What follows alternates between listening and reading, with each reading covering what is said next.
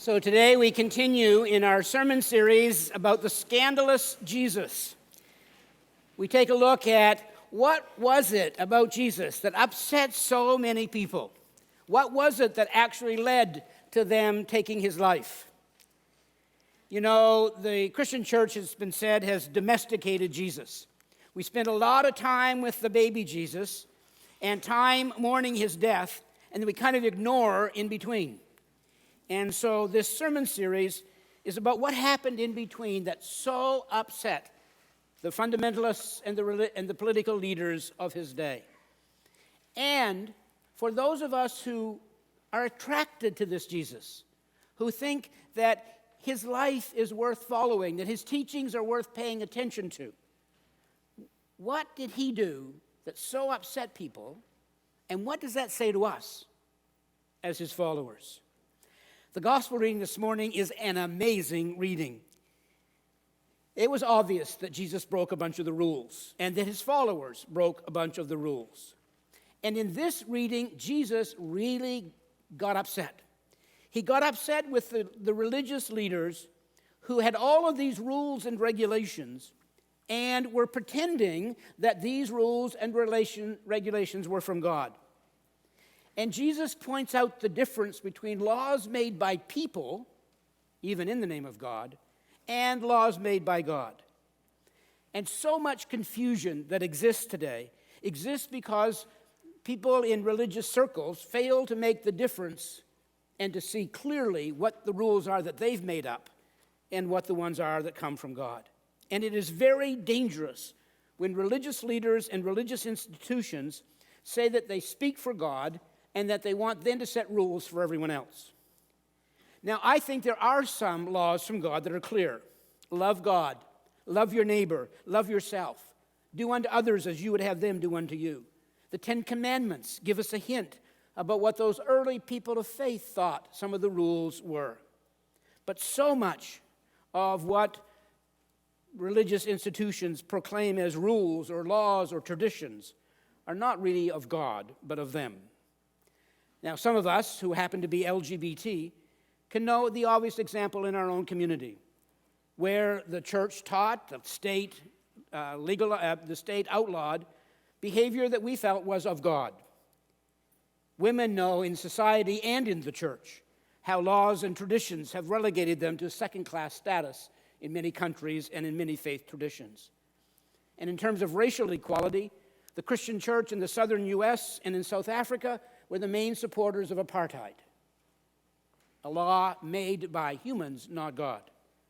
The church has often been the place of inequality and not quality. Equality. Not quality either, but equality either. I made that slip at 9 o'clock this morning. There must be a sermon there, but for another time. The most segregated hour in all of North America is Sunday morning at 11 o'clock.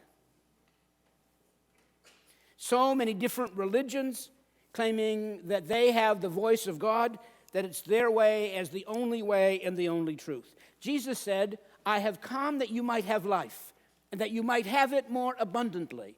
Why is it the church gets in the way of that abundant life? Now, just in case you think I'm being hard on religion, officially atheist states or secular countries have also been places where equality has not exactly been proclaimed or practiced either. So this morning I want to address a practical issue. I've been asked so many questions about the Quebec Charter, and what are my thoughts and feelings about it? I want to begin by saying I absolutely question the reasons why it was introduced at this time and the way that it was introduced, as a political ploy, probably. But I also want to say that I support the concept of a secular state. And so therefore, I would remove crucifixes from all legislative buildings. I would not have one religious symbol predominate over other religious symbols in the public sphere. And I think the state should not be taking sides in promoting one religion, even if that religion is a historical one. That we should be living our values of compassion and forgiveness and justice. And Jesus condemned people who wanted to put their religious values in front of everybody without living them. I don't want judges or police officers to be biased in favor of or against any one particular religion. And I think all citizens should feel comfortable and safe going in front of any civic authority, any officer of the state. They should feel comfortable going in front of that person. On the other hand, how do we accomplish a fair and just and secular society while at the same time balancing freedom of religion? Now here's where I get myself into a little hot water, and at one point almost gave our lawyer a heart attack when I was on a panel. Because I said on the panel I did not support freedom of religion in human rights codes. And I think freedom of religion should be taken out of human rights codes. And I said that because historically, human rights codes had freedom to worship in the human rights codes, not freedom of religion. And freedom of worship meaning that the state could not interfere with the right of a person to worship in their tradition. But over time, with religious holidays and other issues, freedom of worship has gradually evolved into freedom of religion without any definition. And so all kinds of things now are being raised in the name of freedom of religion. Some of those are personal preferences, some of those are superstitions, and some of those have basis in religion and religious teachings. So I think this is the kind of dilemma that Jesus was addressing when he said it's important to try to distinguish between human rules and God's rules, and that rules need to be there to bring people into equality and justice, not to deny them the right for freedom. So people should be free to hold beliefs. People should be free to worship in their tradition. You can believe anything that you want. But if your idea of living out your faith, of putting your faith into practice, involves things that inhibit the freedoms of others, clearly we would condemn human sacrifice, which was once a religious tradition, or animal sacrifice, which is, in some cases, still a religious tradition. And the state should place appropriate restrictions on those. You may not want to work on Sunday, but you should not, by law, try to inhibit other people who want to practice their religion on another day and work on Sunday. So if that's confused you about where I stand on the Charter, that's okay, because I am confused. I understand part of the value of a secular state and the equality of gender issues, absolutely, and that freedom of religion undefined should not undermine those. And how do you practice that? Well, supporting and trying to do the Canadian thing, which is to accommodate people and their differences as much as possible. Society has rules, and part of our faith tells us to be good citizens. Rules like don't speed, don't drive under the influence. These are good rules for society, good rules for mayors.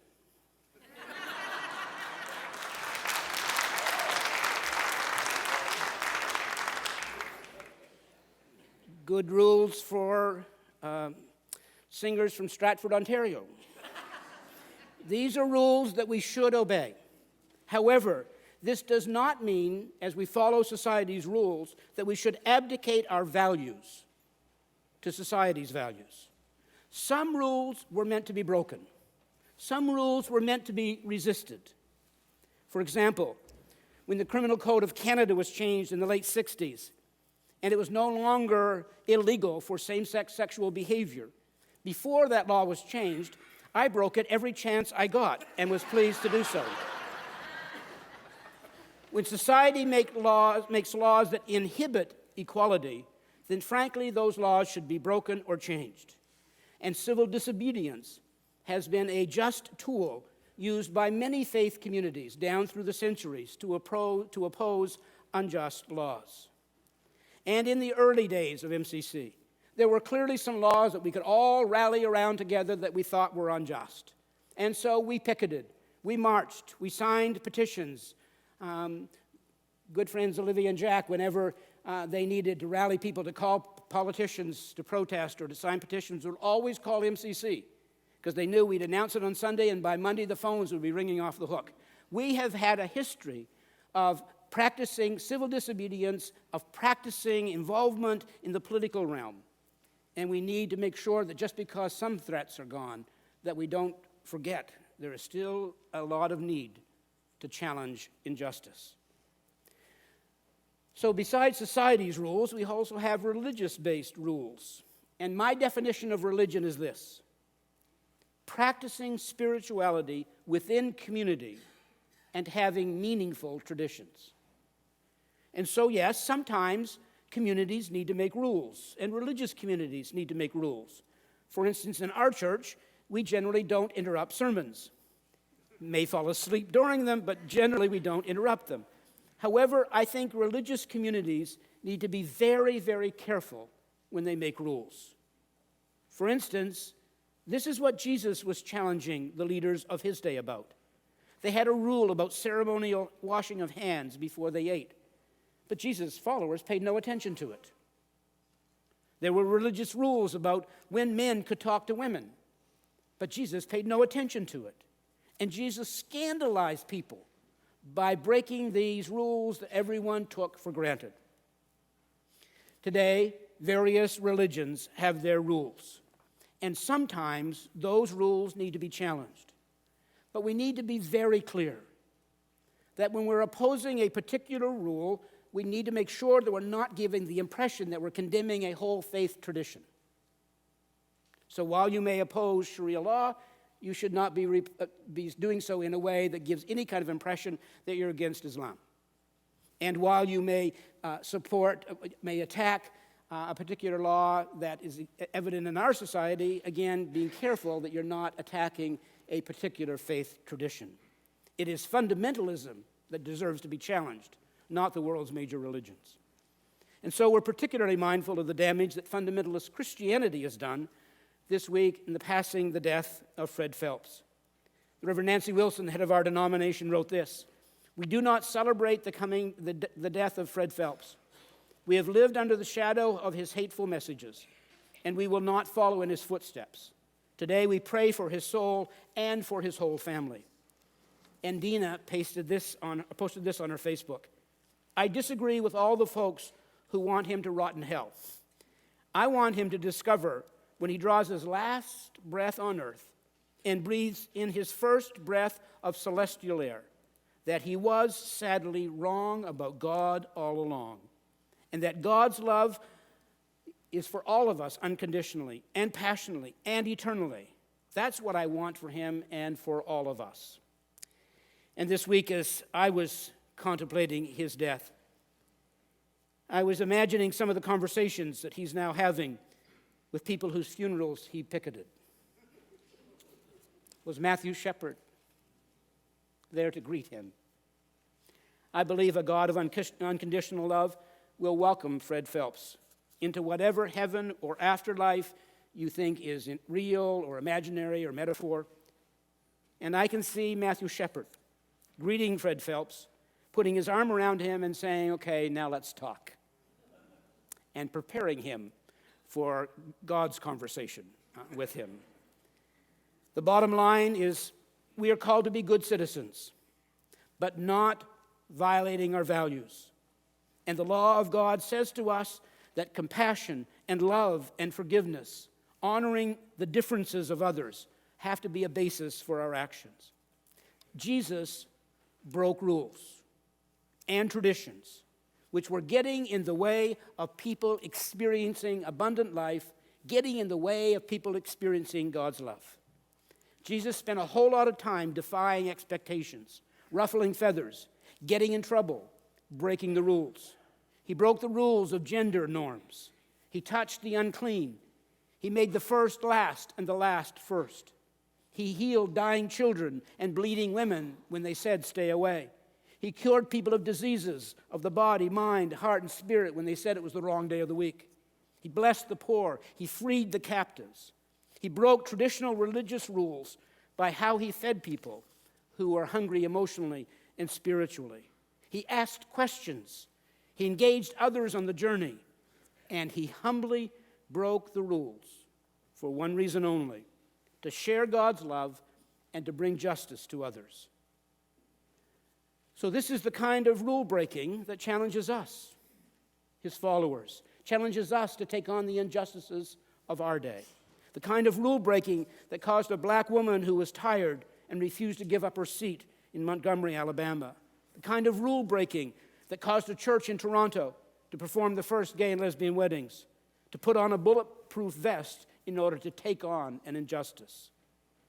The kind of rule breaking that causes young people in Jamaica and Russia to reach out to MCC to say, we want to start a church in our countries, even though we will be at risk, to reach out to our denomination, to join with us, to stand up for people, to march for people, to challenge the rules, to break the rules, and to challenge religions who preach tolerance for murder of people who are different. This May, I'm going to an LGBT Christian conference in Estonia to meet with folks who are on the front lines in many of those countries, whose lives are at risk simply by gathering together. And I'm meeting with them to talk about how can we help? What can we do to help? John is not pleased that I'm going. He's nervous, so pray for him and me while I'm away. But I do think it's crucially important that we be there with those folks who are on the front lines. So in conclusion, Jesus broke the rules and caused a scandal. And Jesus means for those who follow him to break the rules, to challenge laws, wherever there is injustice, wherever a rule or a law prevents someone from their full potential, that we are to challenge those laws. Yes, may we celebrate the birth of Jesus, and may we mourn his death, but surely it's time for us to pay attention to what happened in between. Amen.